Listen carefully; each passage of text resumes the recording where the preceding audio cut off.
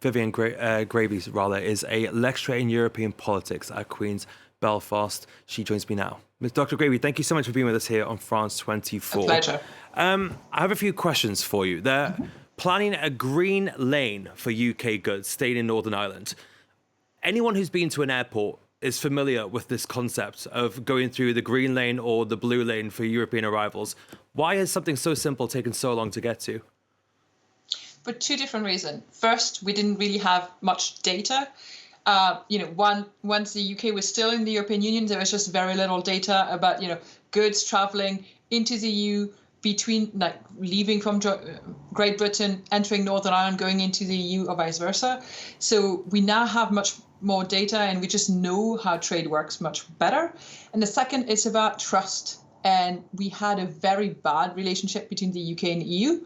And if you don't have trust between the two parties, they're just, the EU was just basically not trusting that the UK would make sure that there wouldn't be goods that would not meet EU rules entering the EU single market. And now the relationship appears to be rebuilding, and the EU appears to be looking at the UK again as a potentially trustworthy partner.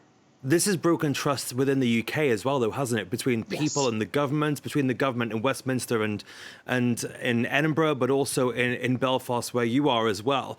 These changes are going to affect customs, VAT, EU law over goods. Are these changes likely to help keep the peace in Northern Ireland and ensure something like the Good Friday Agreement is upheld? So we are almost at 25-year anniversary of the Good Friday Agreement, and we've just had, last week, policemen in Northern Ireland being attacked. So this is definitely a fraught moment, and there's definitely a lack of trust. Last week, we also had polls published that were taken a few weeks back that about 3% of the people in Northern Ireland trust the UK government in solving the situation around the Northern Ireland Protocol. Hopefully, the news today will increase that, but we are definitely at a fraught moment. But no one wants the return of violence. I think there's been, complete condemnation from every political party on what happened last week. So I think there is a lot of hope in what's coming out. There's also a lot of hope, between, we see lots of pressure as well from the US in terms of getting some kind of a good anniversary for the Good Friday Agreement. So I think there's a lot of possibilities going forward positively right now. Could this still be derailed, though? Rishi Sunak has to get this through Parliament. The Labour Party has said they're going to back it. He could face a rebellion from some of his backbenchers, but he could also face rebellion from the DUP there in Belfast. Oh, definitely. I think Rishi Sunak, there's been a lot of question about how much of a statesman is he, what kind of prime minister is going to be. This is his first big test. And I think lots of people were happily surprised, really, by how he was in the Commons, how he presented his deal.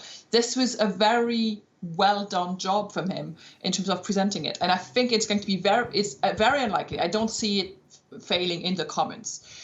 Now, the DUP has not rejected it outright. One of the MP already has, but overall, the party has said we're going to take the time to look at this.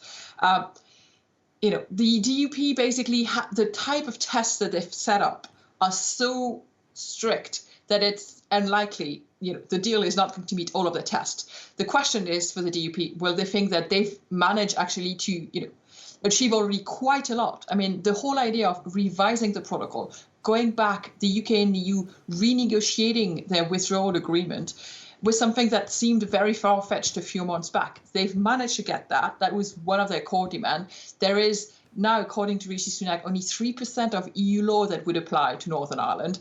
Is 3% too much? Or is it the kind of pill that the DUP will accept to swallow to get back into government? That's really up for the DUP, and the DUP is very hard to predict. This is now the fourth British Prime Minister to be trying to handle this saga, for lack of a better word.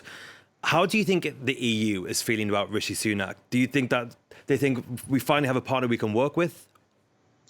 I think so. I mean, if we look back at his recent predecessors, we had both the DUP and the UK government being extremely critical, extremely antagonistic with the EU. Now with Sunak, we've had some kind of a good cop Sunak, bad cop DUP approach to the EU, and that has appeared to have worked.